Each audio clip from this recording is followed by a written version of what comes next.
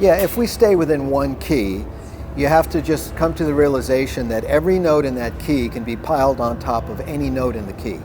So every note in that key, let's say of C, has the ability to become a 7-note chord, right? Some of them sound better than others, right? We can't get to, all of the notes on the guitar. We've only got 6 strings. But it's sort of like if you're sitting at a piano and you hold the C down and you take your forearm and you lean on all the other notes, there's your every C chord piled on top of itself. And then if you move, up to D and you do the same thing, you're getting every 2 chord because D is the 2nd note, right? So you're getting all the different 2 chords. It would help, and so on and so forth, when you go to E and F and G.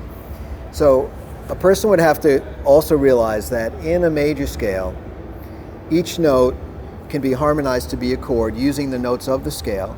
And in its triad form, you've got 1 is major, 2 and 3 are minor, 4 and 5 are major, 6 is minor, and 7 is a diminished triad. And then once you start adding other notes, you realize that, yeah, your C can be suspended 2nd, can be suspended 4th, you can make it major 7th, you can make it major 6th, you can do a major 13th, you can do add 9, you can do major 9, and then once you start moving up, your Ds, your 2 chords can become quite interesting as well. Some of them you might not like, but it's all about application. Now here's the other thing. Just because you're a guitar player doesn't mean that every chord has to, start with the lowest string and end with the highest string. What I was telling the student yesterday was the idea behind it is you have to know the chords and the possibilities so much that you can break them apart. And so that if you're in a band where, you've got to do a A minor 7, A minor 13, maybe your part is, maybe that's the part with a little bit of delay or something like that, and not you going, doing some big strum chord like some Mickey Baker 1962 chord book, you know what I mean?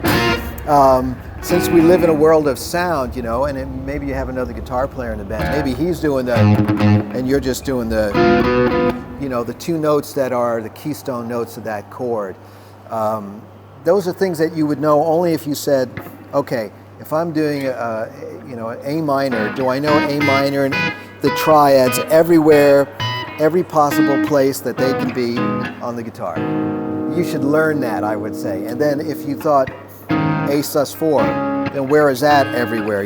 How can I sort of maximize knowing where it all is so that I can come up with parts where the audience is getting all this cool harmony, but they're not hearing somebody go, strumming the chords.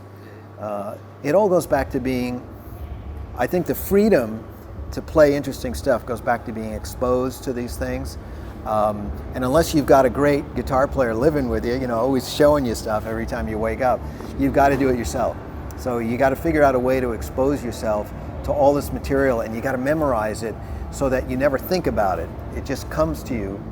Like when you're on stage tonight, guitar players will be throwing all sorts of stuff out, and we'll all be listening to each other, thinking, "Oh, that's cool. I could do something that could bounce off of that."